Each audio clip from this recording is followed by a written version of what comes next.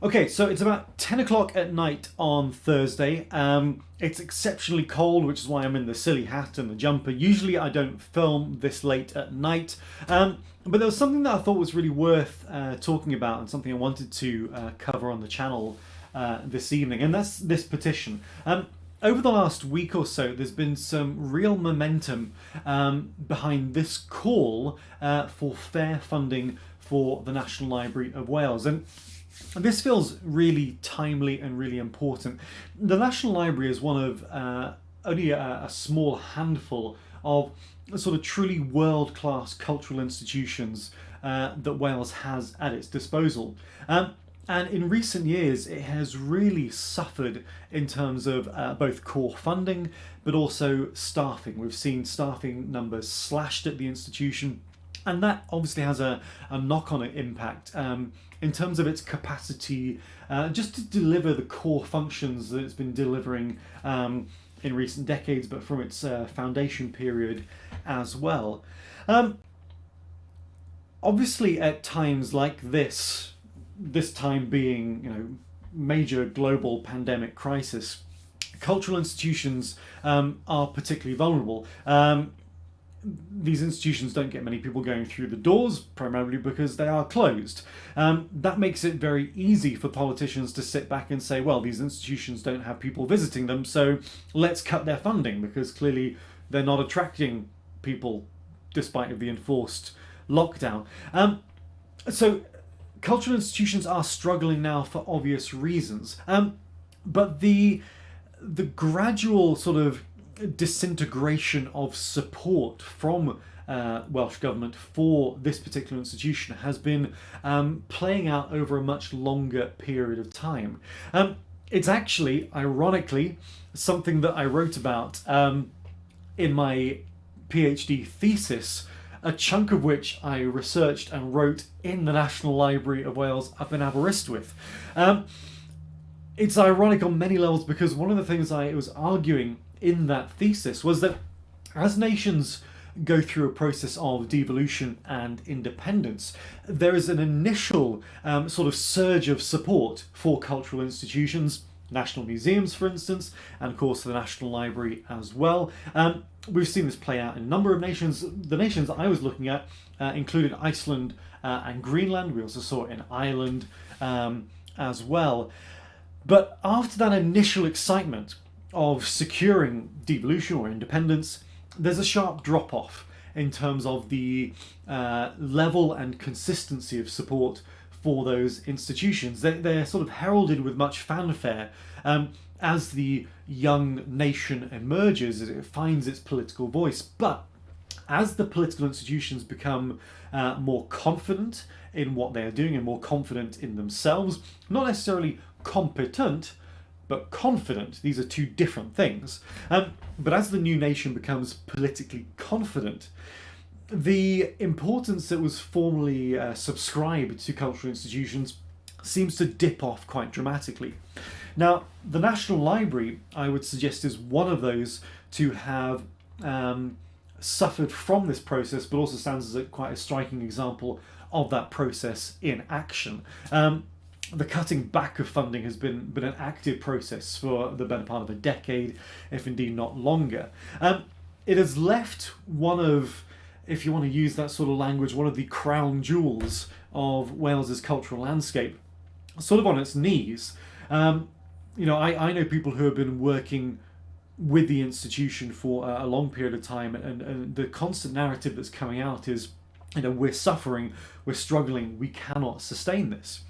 And I think we as a nation need to ask some quite probing questions of ourselves. Namely, do we want to be the generation that sacrificed, that gave up, that surrendered our National Library? Institutions like this, as much as anything, are legacy institutions for future generations. I mean, we talk a lot about the importance of the history of Wales, but really, the history of Wales is curated in and cared for and arguably safeguarded in institutions like the National Library. If you want to know about Welsh history, if you want to understand Welsh history, you go to places like the National Library. And without it, I think we would be feeding into a sort of a systemic decline in not just our capacity as a nation to question, but I think we'd be feeding a sort of a more systemic disinclination, a sort of a disregard for our right to question. You know, we've seen educational institutions, be it Welsh universities, libraries at local levels, not so much national, but local levels, disappearing. You know, we saw the closure of the university campus in Caerleon, which sort of shut down educational opportunities for, you know, a quarter, if not to a third, of people in Wales. You know, it closed the door to further education opportunities to many people in southeast Wales who would only access university opportunities because of the geography and arguably nothing else. Once you start closing down institutions like libraries, you close down opportunity, you close down learning opportunities. And if you start doing that at a national level, where does that leave the learners of the future? What message does that send out to learners of the future? And I think it sends out a really troubling message, one which discourages inquiry, discourages people to challenge the realities that they are engaging with on a day-to-day basis. It encourages complacency, and it encourages people to just go along with things and not challenge. And I think that's really troubling. You know, a strong education, be it sourced through formal schooling or independently, should be the bedrock of what we describe as society. And I think the popularism that we have seen in European and global politics emerging, you know, quite vociferously over the last decade, is a product of that. You know, the desire to buy into conspiracy theories, the desire to reject expert advice. Michael Gove's old line, I think people are tired of hearing from experts. Well, yeah, that's great if you are cultivating a climate in which expertise is not respected. And I think were we to be in a position where the National Library is critically weakened, we would just be feeding into that process. And I'm not sure that paints a particularly favourable picture of what Wales is, where Wales is going, or what we want Wales to be in the future. So, if you value a strong, confident, educated, and eyes-open Wales, you have to get behind things like this petition. You have to take the opportunity now to look to safeguard and indeed inject more funding and support into these institutions, because without wanting to be too cliched, once they're gone, they are gone. You know, you don't just sort of flick a switch and say, okay, well, we'll shut down the National Library for, 5 years. We'll bring it back. But it doesn't work like that. Expertise is not something you just put into a box and then just open it and then you suddenly have all that expertise again at your disposal. Expertise withers and dies and disappears. You need to protect it, you need to encourage it. And this is something that Welsh Government has been critically poor at for a significant period of time.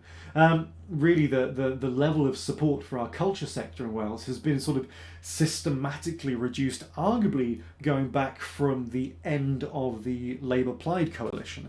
I mean, really, when culture has been elevated to its level of greatest importance since devolution, it's been during coalition governments. Under Labour Plaid, and before that under the Labour Lib Dem coalition, right in the early days of devolution. At those moments, culture was elevated and was safeguarded, and was given the respect that it's due.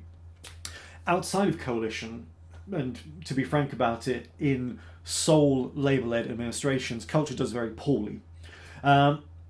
But there is an opportunity to get behind things like this, to fight its corner, and its corner needs to be fought now, because this is the sort of the tail end of a process that's been playing out over a long period of time, and it's something that probably not that many people are aware of, but you should be aware of it, because it sort of asks questions about what comes next. You know, if you can get rid of your National Library, well, what about the National Museum? That's expensive, and there are great chunks of it which aren't particularly profitable. It's incredibly important in terms of education, but what are we valuing? Are we valuing education, or are we valuing that which is profitable, or that which is more economically sustainable than other things? You know, inviting ITV over to stick some pseudo celebrities into a castle for a couple of weeks, that's probably quite financially attractive. Maybe that's what we should do with the National Library instead. Toss all those books. You know, they don't make much money, but ITV and television revenue, that's going to bring in the coppers. You know, it goes back to that question of what sort of Wales do we want, and I would challenge you and encourage you to support this, unless all you want Wales to be is you know a walk-in set for reality television. You might want that. I don't. I want something more aspirational for Wales, and getting behind something like this is important. So, sorry, it's a bit of a grumpy one. No Pokemon today. There'll be Pokemon later in the week. But yeah, food for thought. I'll put the link to this petition in at the bottom of this. Please read it, think about it at the very least, and consider supporting your national institutions before they disappear. All right, good night, everyone.